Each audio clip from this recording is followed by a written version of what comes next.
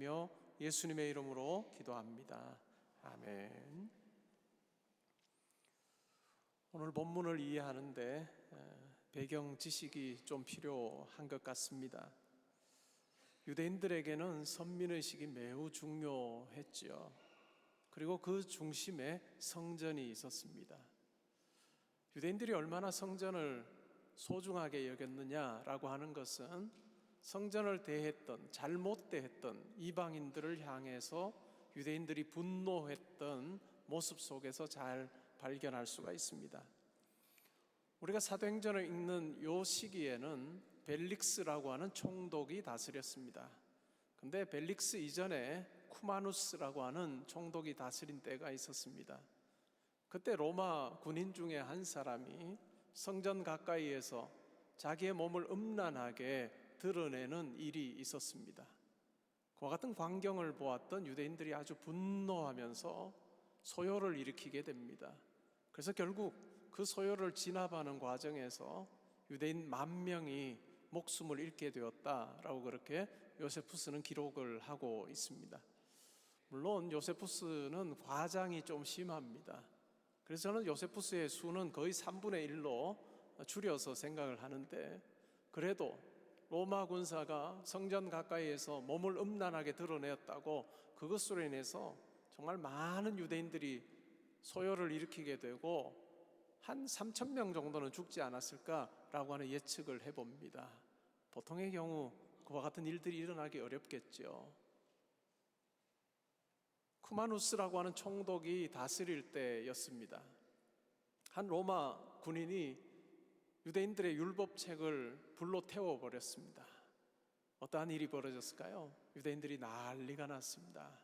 그러면서 총독을 향해서 저 사람 가만히 내버려두면 정말 안 될 것이라고 협박을 하고 또 폭동 비슷한 것이 일어날 형편에 처하게 되어서 결국은 총독이 율법책을 불태운 그 로마 군인을 처형했던 것 같은 일들도 있었습니다.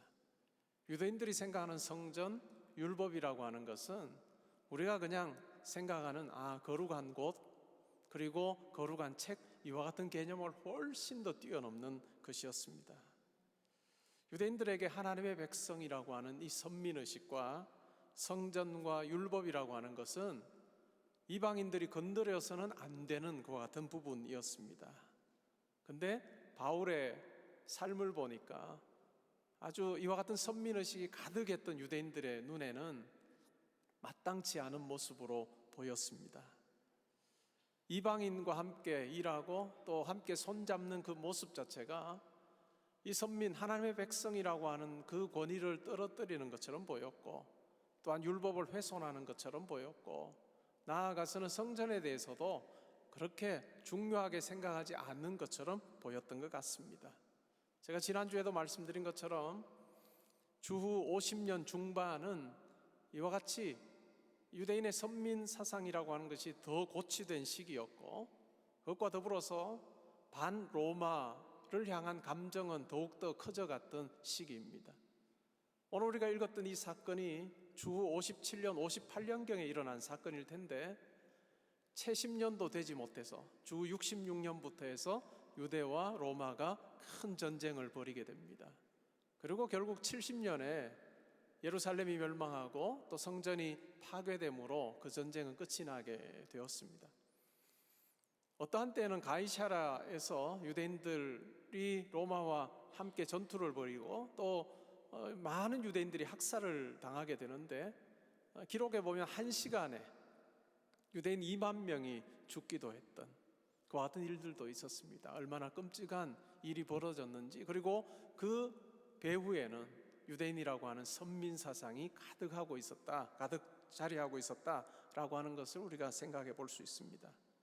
그와 같은 것을 염두에 두고 오늘 이 말씀을 읽을 때 유대인들이 얼마나 심하게 이와 같이 반응할 수밖에 없었던가라고 하는 것을 우리가 조금이라도 더 잘 알 수가 있습니다. 그러니까 항상 로마의 입장에서는 어떨까요? 성전이 소요의 중심이 될 가능성이 매우 컸기 때문에 성전의 북서쪽에 안토니오 요새라고 하는 로마 군인들이 주둔하는 그와 같은 군대가 주둔하는 장소를 마련해 두었습니다. 그래서 북서쪽의 높은 곳에서 항상 성전을 살펴보고 있는 로마 군인이 있었습니다. 그리고 소요가 나면 즉각적으로 투입되어서 그 소요를 진압하곤 했습니다. 오늘 본문에도 그와 같은 내용이 등장하고 있습니다. 본문을 함께 보시죠. 27절에 보시면 그 이레가 거의 참에 아시아로부터 온 유대인들이 성전에서 바울을 보고 모든 무리를 충동하여 그를 붙들었다라고 그렇게 이야기를 합니다. 바울의 경우에는 오해를 풀기 위해서 예루살렘 교회 유대인 기독교인들이 자기를 향해서 오해를 가지고 있으니까 그 오해를 풀기 위해서 장로님들의 제안을 받아들여서 예루살렘 교회 중에 있었던 4명의 성도들, 유대인 기독교인들의 나시린 서약을 위해서 비용을 지불하는 그 일을 기꺼이 하겠다라고 그렇게 그들의 요청을 받아들였습니다. 그리고 꽤 오랜 기간 이방 지역에서 살았던 유대인들의 경우에 예루살렘으로 돌아오는 경우에 성전에서 7일간의 결례 의식을 행하는 일이 있었는데 바울이 그와 같은 일들을 했던 것 같습니다. 이제 일회가 거의 끝날 무렵입니다. 아시아에서 온 사람들, 유대인들이 바울이 성전에 있는 것을 보았습니다. 그리고 이 바울이 성전에 있는 것을 보고 사람들을 충동하기 시작하고 그를 붙들었습니다. 이 아시아에서 온 사람들이 누구일까 생각을 해보면 여기에서 말하는 아시아는 오늘날 우리가 말하는 대한민국이나 일본이나 중국이 속해 있는 이와 같은 아시아가 아니라 로마의 행정구역상의 아시아입니다. 로마의 행정구역상의 아시아는 오늘날로 치면 터키 지역이지요. 그리고 그 수도는 에베소입니다. 이 아시아에 온 사람들, 이 사람들은 바울이 이 소아시아 지역에서 복음 전하는 것을 잘 알았던 사람들입니다. 아마 그 중에는 에베소에 살았던 유대인도 있었던 것 같습니다. 그들이 오순절을 맞이하여서 예루살렘 성전에 와서 절기를 지키기 위해서 예루살렘에 와 있습니다. 근데 그 사람들이 이 무리를 충동하고 있습니다. 이제 개인적인 일로 끝내려고 하지 않아요. 바울을 붙잡습니다. 그리고 이런 이야기를 합니다. 어떤 이야기일까요? 28절에 보시면 외치되라고 이야기를 하는데 이 외치되라고 하는 이 말은 현재형으로 되어 있습니다. 헬라어에서 현재형은 반복, 진행의 의미가 있습니다. 그러니까 한 번 외친 것이 아니라 계속해서 사람들의 주목을 끌기 위해서 이런 이야기를 하고 있다는 의미입니다. 어떤 이야기일까요? 이스라엘 사람들아 도우라. 이 사람은 각처에서 우리 백성과 율법과 이곳을 비방하여 모든 사람을 가르치는 그 자인데 또 헬라인을 데리고 성전에 들어가서 이 거룩한 곳을 더럽혔다라고 그렇게 말합니다. 제가 설교를 시작하면서 유대인들에게 있어서 하나님의 백성이라고 하는 그 자존감, 그리고 하나님께서 우리에게 율법을 주셨다라고 하는 그 특권의식, 그리고 하나님을 만날 수 있는 유대인에게만 허락해 주신 이 성전이라고 하는 것은 이방인들과 차별화될 수 있는 가장 중요한 요소라고 생각을 했고, 그것을 이방인들이 건드리는 경우에는 유대인들은 폭발했던 것을 제가 말씀을 드렸습니다. 그런 측면에서 이 아시아에서 온 유대인들의 이 이야기, 그 이야기를 들었던 많은 유대인들이 어떻게 반응했을까? 우리가 짐작해 보면 당연한 그와 같은 내용들이 이 본문에 등장하고 있습니다. 바울에 대해서 로마 제국 여러 곳에 흩어져서 유대인들을 또한 이방인들에게 가르치는 자인데 무엇이라고 가르쳤다라고 이야기합니까? 우리 백성과 율법과 이곳이 무엇일까요? 성전이겠죠. 백성과 율법과 성전을 비방하였다라고 그렇게 이야기를 합니다. 유대인으로서는 도무지 해서는 안 되는 그와 같은 행동을 하고 있는 자다라고 하는 의미죠. 게다가 뒤에 이어져 나오는 이 내용은 유대인들은 도무지 이 말이 사실이라면 유대인들 중에 10명 중에 10명이 다 반응할 수밖에 없는 것 같은 내용을 이야기합니다. 무슨 내용일까요? 헬라인을 데리고 성전에 들어가서 이 거룩한 곳을 더럽혔다. 로마 군사가 성전 부근에서 몸을 음란하게 드러내는 것, 그것이 성전을 더럽히는 것이라고 생각했던 유대인들. 근데 이방인이 들어가서는 안 되는 성전의 구역에 들어간 것, 그것 또한 예루살렘 성전을 더럽히는 것이고 하나님을 모욕하는 것이고 또한 유대인들을 또한 모욕하는 것이다라고 하는 그 같은 생각이 아주 분명했습니다. 성전의 경우에는 하나의 방으로, 하나의 구역으로 되어 있지 않았습니다. 우리가 예배드리는 이곳은 한 홀이어서 모든 분들이 다 함께 한자리에서 예배를 드리죠. 근데 성전은 이런 구조는 아니었습니다. 가장 바깥이 유대인들이 기도도 할 수 있고 거닐 수 있는 유대인들의 뜰이 있었습니다. 그리고 한 1.3m 정도의 담이 있고 그 담 안에 유대인 여자들의 뜰이 있습니다. 그리고 그 안쪽에 유대인 남자들의 뜰이 있고 그 안쪽에 제사장들의 뜰이 있습니다. 그리고 있는 것이 바로 성전이죠. 성전도 성소가 있고 지성소가 있는, 이 성전의 구조에서 안으로 들어갈수록 거룩한 곳입니다. 그리고 그 구분된 공간에 들어갈 수 있는 그 자격이 딱 규정이 되어 있습니다. 이방인의 뜰에서 유대인 여자들의 뜰로 들어갈 때에 담에 이와 같은 경고문이 적혀 있다고 합니다.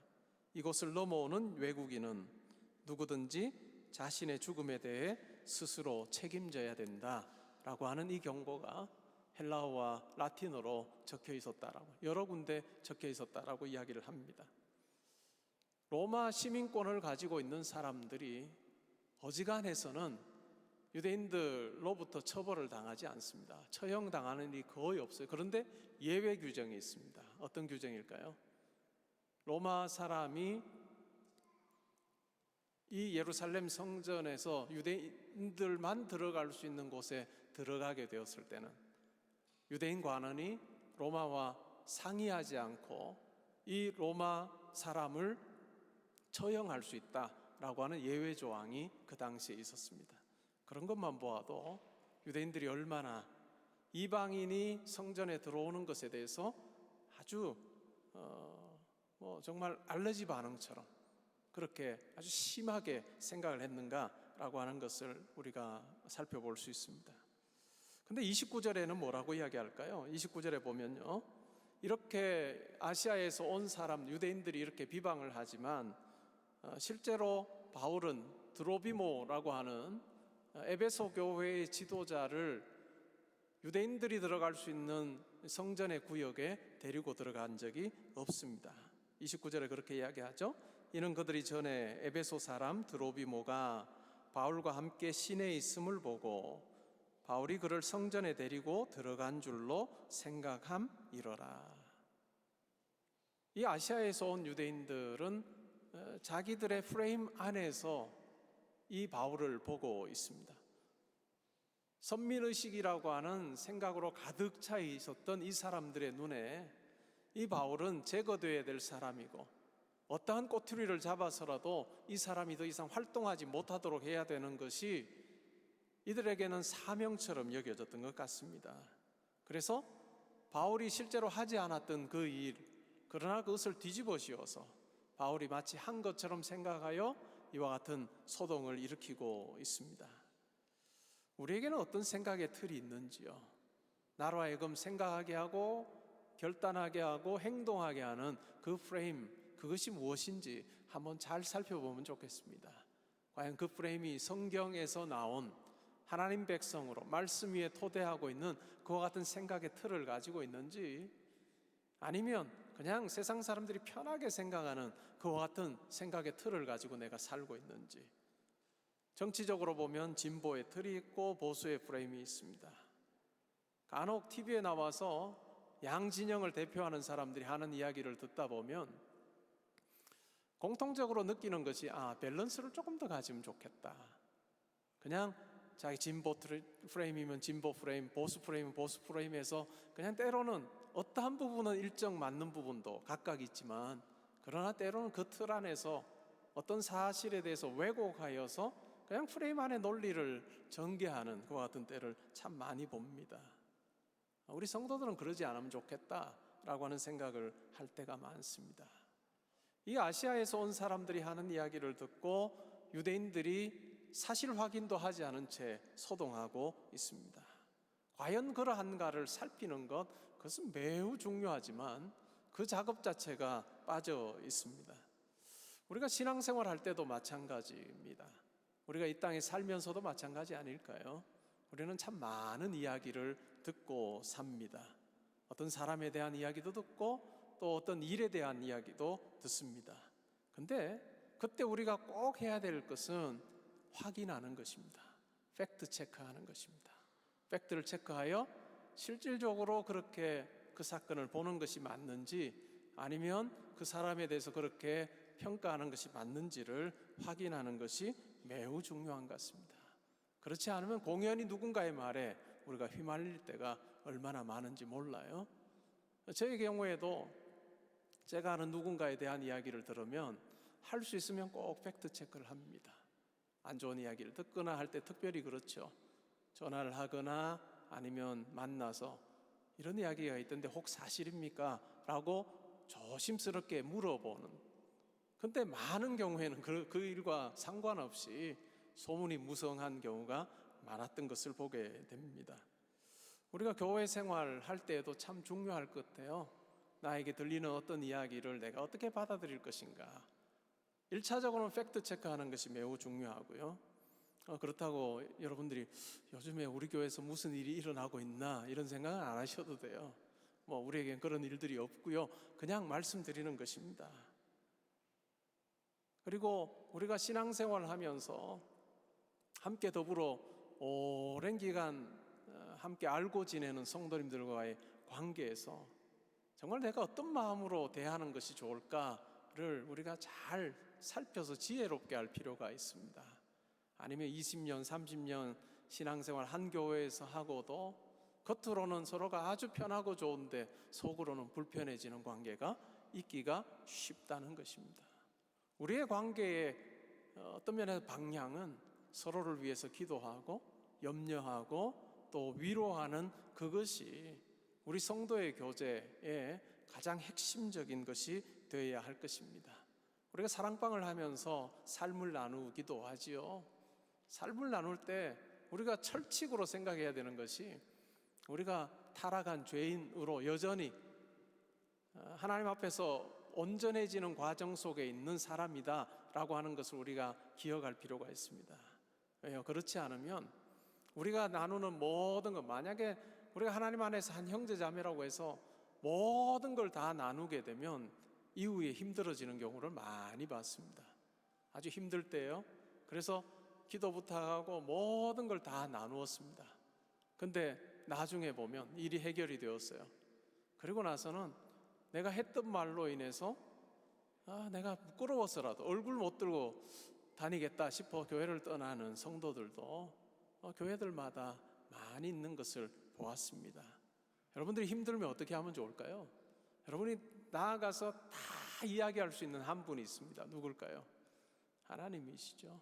기도의 자리에서 여러분의 모든 것을 다 털어놓으십시오. 힘든 것, 아픈 것, 괴로운 것 다 털어놓아도 상관없습니다. 우리 하나님 아버지께서는 다 들으시죠. 그리고 정말 힘드시거든 어떻게 하면 좋을까요? 교역자에게 이야기하십시오. 그래도 교역자는 훈련을 받았기 때문에 듣고 그 가운데서 함께 기도하고 그렇게 함께 소화할 수 있습니다. 사랑방에서는 어떠면 좋을까요? 사랑방에서는 기도하고 교역자에게 내어놓을 수 있는 부분, 아닌 부분 정도, 어느 정도 수위 조절해서 나누시면 좋을 것 같아요. 아니면 여러분들이 나눈 일로 해서 나중에 여러분 발목 잡히는 경우가 참 많습니다. 이렇게 말씀드리면 또 사랑방 안 하실지 모르겠는데 잘 하시되, 그러나 우리가 다 털어놓을 수 있는 분은 하나님 한 분밖에 없습니다. 그래서 이 하나님께 나아가는 것을 우리가 잘하면 좋겠다. 그리고 지금까지도 우리 교회가 정말 거의 소문 없는 교회였잖아요. 다른 이야기가 돌지 않는 말씀 위에서만 신앙생활하는 그런 교회였는데 우리 교회가 정말 본질 붙잡고 서로 위해서 기도해주고 서로 위해서 염려하고 서로 하나님 나라 함께 걸어가는 그 같은 아름다운 교회 모습 우리가 계속 유지하면 좋겠다라고 하는 생각이 듭니다. 30절에 보시면요, 이제 이 이야기를 듣고 온 성이 소동하는 거죠. 온 성이 소동할 법하다라고 하는 것을 제가 설교 앞부분에서 말씀드렸습니다. 백성이 달려와서 모여서 바울을 잡습니다. 그리고 성전 밖으로 끌고 나가죠. 그러자 문들이 곧 닫힙니다. 바울에게는 예상치도 못했던 일이 벌어진 것입니다. 오해 풀기 위해서 했던 행동이 이제는 목숨이 위태로운 지경에까지 놓이게 되었던 것입니다. 이 성전을 닫는 이 모습을 보면 제사장들이 아마 닫았던 것 같은데, 성전이 더럽혀지지 않도록 하기 위해서, 소요가 성전으로 더 번지지 않도록 하기 위해서 바울을 끌어내고 성전문을 닫았던 것 같습니다. 사도행전의 성전에 대한 마지막 언급입니다. 성전문이 닫혔더라 라고 하는 이야기 다음에는 28장까지 성전에 대한 언급이 등장하지 않습니다. 이것은 물론 바울을 끌어내고 소요가 성전 안으로 번지지 않도록 하기 위해서 문을 닫은 것이지만, 누가는 이 사건을 그리면서 굉장히 상징적인 의미도 담고 있는 것 같습니다. 어떤 의미일까요? 이사야서에 보면 성전은 어떤 곳이라고 이야기합니까? 만민이 기도하는 집입니다. 만민이 기도하는 집이고, 하나님의 형상대로 지음받은 하나님의 백성들, 그리고 사람들이 하나님을 만나고 경배하는 그와 같은 곳이지요. 근데 이제 성전이 그와 같은 기능을 더 이상 하지 못하게 되었다라고 하는 것을 분명하게 보여주고 있습니다. 이 일이 있고 나서도 12년, 13년 정도 성전이 그 자리에 세워져 있었습니다. 그럼에도 불구하고 기능은 감당하지 못했다라고 오늘 본문이 이야기를 하고 있습니다. 오늘날은 성전은 없습니다. AD 70년에 예루살렘 성전이 파괴되고 나서 더 이상의 성전은 존재하지 않습니다. 예수 그리스도를 믿게 된 사람들이 이제 한 200년, 300년 지나면서 교회를 짓기 시작합니다. 예배당을 짓기 시작하죠.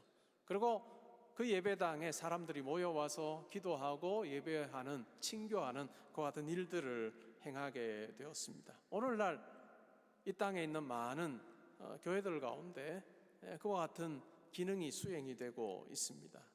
근데 장소로서만이 아니라 실질적인 기도와 말씀과 선행을 행하고자 하는 결단이 있는 공간이 되어야 된다라고 하는 것을 오늘 이 30절은 우리에게 이야기를 해주고 있습니다. 우리 교회가 지금은 예배당 건물이 없어서 이렇게 빌려서 사용합니다. 이제 7개월 정도 지나면 아름다운 예배당을 우리가 가지게 될 것입니다. 근데 그 공간으로서의 그 기능, 정말 하나님을 예배하고 기도하고 하나님 앞에서 우리가 바로 살겠습니다라고 하는 그 결단이 가득한 예배당의 본연의 그 목적을 잘 수행하는 그런 교회가 되면 좋겠습니다. 하나님이 보시기에 그냥 성전문이 닫힌 것처럼 우리가 하나님의 뜻을 행하는 교회의 본질적인 사명을 감당하는 그와 같은 기능이 끝나게 되어서 문이 닫혔더라라고 그렇게 평가하지 아니하시는 그와 같은 은혜가 우리 가운데 있으면 좋겠습니다. 31절 32절에 보면 이제 바울을 죽이려고 하는 그러한 모습을 로마 병사가 안토니오 요새에서 보았던 것 같습니다. 그리고 천부장에게 보고를 했습니다. 아주 큰 일이 벌어진 것이죠. 그래서 천부장이 급하게 군인들과 백부장들을 데리고 거느리고 달려 내려갑니다. 대체로 안토니오 요새에는 한 600명의 로마 군인들이 있었는데요, 여기에서 백부장들이라고 하면 2명 정도 데려간 것 같아요. 한 백부장 아래에는 80명의 군사들이 휘하에 있었습니다. 그렇게 생각하면 한 200명 정도의 군사가 이 천부장과 함께 현장으로 뛰어 내려갔던 것 같습니다. 이러한 로마 군인들을 보고 바울을 때리는 것을 이제 중단을 하지요. 그러자 천부장이 가까이 가서 바울을 잡아서 두 쇠사슬로 결박하라 라고 그렇게 명령을 내립니다. 이 명령을 보면 사도행전 20장에서 바울과 일행이 예루살렘으로 올라오기 전에 가이사랴라고 하는 지역에 며칠을 머물렀지요. 그곳에 있을 때에 유대로부터 한 선지자, 예언자가 내려와서 이와 같은 예언을 합니다. 행동으로 보여주지요. 바울의 띠를 가져다가 바울의 손과 발을 묶습니다. 그리고 바울이 이 띠의 임자가, 주인이 예루살렘에 올라가면 이방인들에 의해서 이와 같은 일을 당하게 될 거다라고 그렇게 예언을 했습니다. 그 예언이 시간이 조금 지나서 바울이 예루살렘에 있는 동안에 로마 군인에 의해서 쇠사슬로 손과 발이 묶이게 되는 그와 같은 일을 통해서 성취되게 되었습니다. 천부장이 군중들에게 이 사람이 누구이고 무슨 일을 했는지를 묻습니다. 근데 34절부터 36절에 보면 각기 대답이 달라요. 이 사람은 이렇게 큰 소리로 이야기했겠죠. 그리고 저 사람은 또 다르게 큰 소리로 이야기를 해서 천부장이 판단할 때는 도무지 이 소요의 원인을 파악하기 어렵겠다라고 생각을 하여서 바울을 영내로 데리고 가라고 그렇게 명령을 내립니다. 그러자 유대인들이, 아주 화가 났던 유대인들이 어떻게 반응합니까? 계속해서 따라가면서 바울을 없애자라고 그렇게 외치기 시작합니다. 이 안토니오요스의 영내로 들어가는 그 층계에는 유대인들의 폭동이 아주 심하여서 로마 군인들이 바울을 들어서 올라가는 그와 같은 장면이 묘사되고 있습니다. 37절부터 40절에는 이제 층계로 통해서 이제 영내로 들어갈 그 무렵의 장면을 이야기합니다. 천부장에게 바울이 이렇게 이야기하죠. 내가 당신에게 말할 수 있습니까? 바울이 말하는 걸 처음 들었습니다. 계속해서 막고 있는 모습만 보다가 바울이 천부장에게 이와 같은 이야기를 할 때 천부장이 놀라서 이렇게 말합니다. 당신이 헬라 말을 아느냐라고 그렇게 이야기하면서 당신이 혹시 몇 년 전에 4,000명의 자객을 거느리고 폭동을 일으켰던 이집트 사람이 아니냐 이렇게 묻습니다. 그러자 바울이 어떻게 이야기하죠? 나는 유대인으로서 작은 도시에서 태어난 사람이 아니라 길리기아라고 하는 다소라고 하는 아주 큰 성의 시민이라고 그렇게 이야기를 합니다. 물론 이 말은 내가 로마 시민권자다라고 하는 말은 아닙니다. 그러나 내가 로마의 큰 도시의 시민이라고 하는 것은 굉장한 자부심이 있었고 또한 그것을 존중하는 시대였기 때문에 바울이 그렇게 이야기를 했습니다. 나중에 결박하고 맞으려고 할 때 바울이 자기가 로마 시민권자다라고 하는 것을 뒤에 밝히기는 하죠. 그런데 여기서는 그렇지 않습니다. 그래서 말할 기회를 얻습니다. 한번 생각해 보십시오. 완전 죽을 뻔했습니다. 거의 죽을 뻔하다가 지금 이제 천부장 로마 군인에 의해서 살아났는데 우리 같으면 대체로 어떻게 반응할까요? 그냥 끔찍한 그 현장을 피하게 됐으니 그냥 바로 쉴 수 있는 곳으로 들어가면 좋을 것 같은데 바울은 그렇지 않아요. 사명자의 모습이죠. 내가 말할 기회를 좀 얻으면 좋겠다라고 자기를 때렸던 유대인 폭도들을 향해서 내가 말하면 좋겠다라고 하는 그 사명자의 모습을 발견합니다. 그리고 기회를 얻고 히브리 말이라고 되어 있는데 정확하게 말하면 아람어입니다. 예수님 당시 1세기 유대인들이 사용했던 아람어 말로 설교를 시작을 합니다. 그 말한 내용은 다음 주에 우리가 살필 것입니다. 바울이 이와 같은 일을 당하면서 굉장히 혼란스러웠을지도 모르겠습니다. 또한 우리가 이 장면을 읽으면서도 우리에게도 혼란스러움이 있습니다. 그리고 우리의 삶을 찬찬히 살펴보면 때로는 우리가 예기치 않았던 상황에 처하게 되었던 때가 많다는 것을 알게 됩니다. 우리는 하나님의 일하심의 방식을 다 알지 못합니다. 우리가 하나님을 꿰뚫어 보아서 내가 이렇게 행동하고 이 상황에 처하게 되면 하나님께서 이렇게 일하실 것이다라고 우리가 예측하지만 예측대로 되지 않습니다. 바울이 빌립보에서 복음을 전하다 감옥에 갇혔을 때는 어떤 일이 벌어졌습니까? 밤에 바울과 실라가 찬양할 때 하나님께서 그 옥틀을 흔드셨습니다. 지진을 일으키시고 옥문이 열리게 하셨습니다. 기적적인 하나님의 개입하심이 있었던 것이죠. 그런데 바울과 실라는 감옥을 탈출하지 않았습니다. 그냥 그 자리에 있었고 그 일로 인해서 빌립보 감옥을 지키던 간수와 그 집에 사람들에게 복음을 전해서 그들이 예수 믿게 되는 어떤 놀라운 변화가 일어났습니다. 성령께서는 바울에게 계속해서 로마로 가야 할 것에 대해서 말씀하셨고, 그것을 알았던 바울은 내가 이제 로마도 보아야 되겠다라고 하는 그 말을 주위에 있는 많은 사람들에게 이야기를 했습니다. 근데 로마로 가는 과정이 어떠할지는 바울도 몰랐던 것이죠. 하나님께서 바울을 로마로 인도하시는데 그것은 자유롭게 된 자유인의 모습으로 가는 것이 아니라 황제의 판결을 받아야 되는 그 같은 메인 몸으로서 로마로 가게 하셨습니다. 근데 그 가는 과정에서 많은 신문을 받게 되지요. 근데 그 신문 받는 과정에서 복음을 전합니다. 벨릭스 총독 앞에서, 또 이어서 후임으로 오는 베스도 총독 앞에서, 그리고 유다를 다스리고 있었던 아그리빠 왕 앞에서, 그리고 산헤드린 공회 앞에서.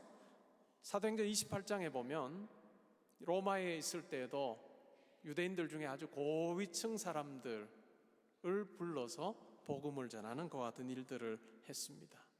인간적으로 생각하면 왜 그러한 모습으로 하나님께서 로마로 그를 보내셨을까라고 하는 생각이 들지 모르나, 그러나 그가 메인 몸으로 가는 그 과정에서 일반적인 상황에서는 복음 전하기 어려웠던 총독들과 또한 왕과 고위층의 사람들에게 복음 전할 수 있는 기회가 열렸다라고 하는, 그것은 하나님의 방식이라고 하는 것을 우리가 생각할 필요가 있습니다.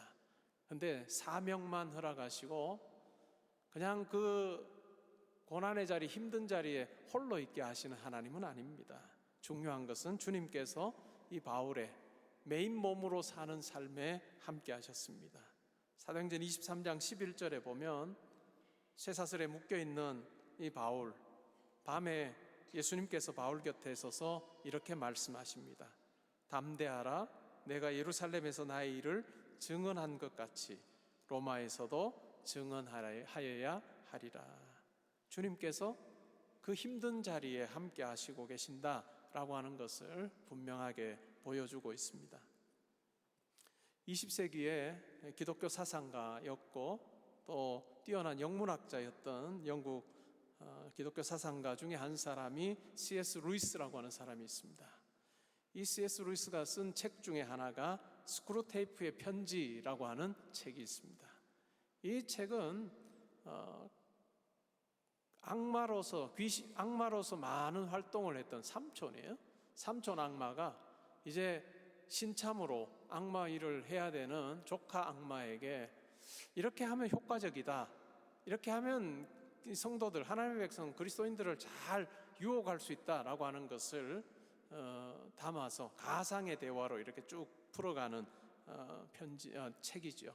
그래서 그 내용을 보면서 우리가 사탄의 유혹 앞에 조심해야 되겠구나 라고 하는 것을 알게 하는 그 같은 목적으로 기록된 책입니다. 그 책의 내용 중에 이런 내용이 나옵니다. 고참 악마가 신참 악마에게 이렇게 말합니다. 속지 말거라. 우리의 주장이 가장 위협을 받을 때는 인간이 온 세상을 둘러봐도 어디에도 하나님은 흔적조차 찾을 수 없는 것 같고, 또 자기를 왜 버림받게 했는지 묻고 있으면서도 여전히 순종하고 있을 때라는 사실이다. 사탄이 우리를 유혹해요. 상황을 통해서, 어떤 일을 통해서 하나님 너에 대해서 무관심해, 하나님 너 버리셨어 라고 하는 생각을 계속 가지게 합니다. 그런데 이 사탄의 유혹이 우리에게 먹혀들지 않는 때가 언제라고 하는 거죠?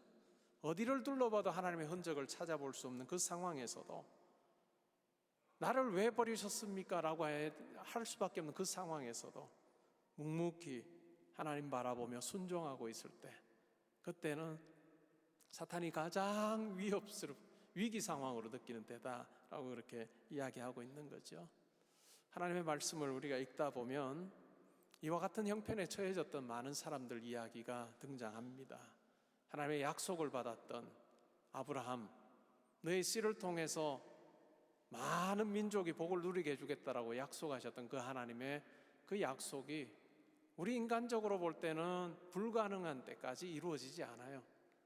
얼마나 낙심하고 절망스러웠겠습니까? 그러나 하나님께서 아브라함이 100세가 되었을 때 하나님의 방법으로 이삭을 아들로 허락해 주십니다. 그리고 고난이 너무 심해서 하나님께서 자기를 죽이실지도 모르겠다라고 생각했던 욥의 이야기도 나옵니다. 그러나 하나님께서는 그렇게 생각하고 있는 욥의 삶에 함께 하셨다는 것이죠.